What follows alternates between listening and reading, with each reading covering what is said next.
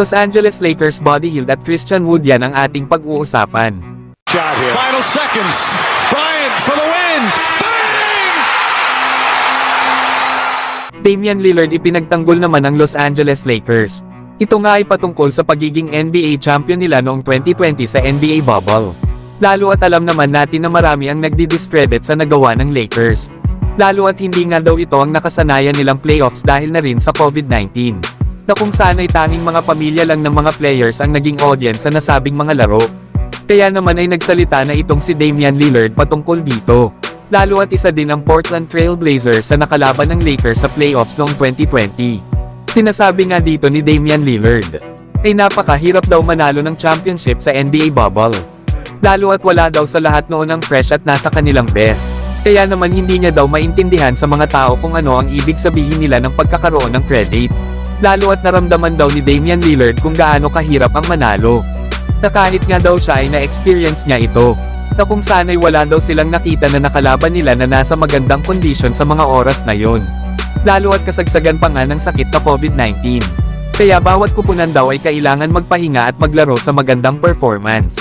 Yan nga mga idol ang mga sinabi ni Damian Lillard. Lalo at marami talaga ang hindi binibigyan ng credit ang pagkapanalo ng Los Angeles Lakers ng championship noong 2020. Pero ang hindi naiintindihan ng karamihan ay madami ang ginawang sakripisyo ng lahat ng kupunan at mga players ng mga oras na yon. Na kapag tinamaan ka nga ng COVID-19 ay panigurado kahit superstar ka pa.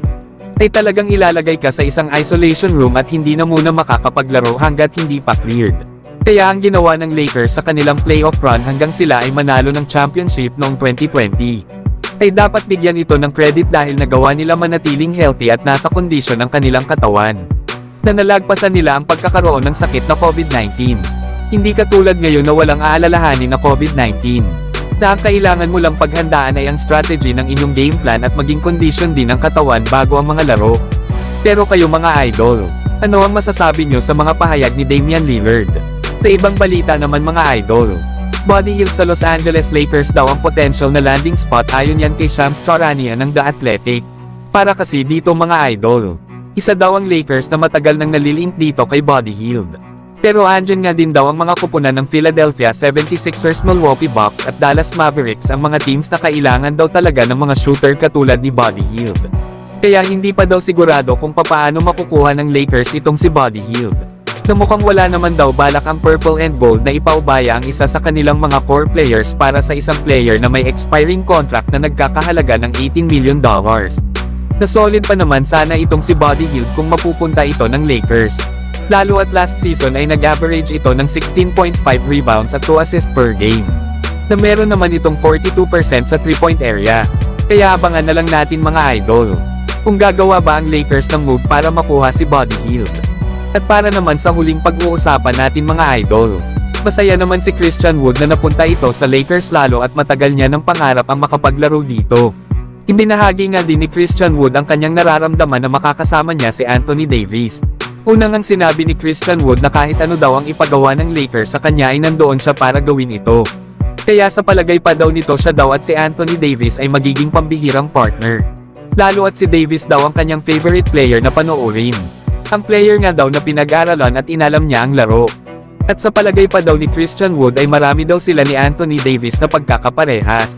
Kaya magiging maganda nga daw ang kanilang pagsasama.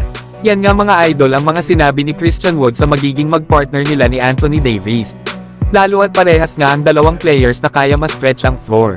Kaya naman effective talaga sila Davis at Christian Wood bilang mga floor spacer dahil sa kanilang mga outside shooting. Ang maganda pa nito ay kayang-kaya ni Davis na mapunan ang kahinaan ni Christian Wood sa kanyang depensa. Kaya napaka-solid talaga ng kanilang tambalan sa next season sa frontcourt ng Lakers. Abangan na lang natin mga idol ang magiging tambalan nila Christian Wood at Anthony Davis. So hanggang dito na lang tayo mga idol. At huwag nyo naman kalimutan mag-subscribe bilang pagsuporta.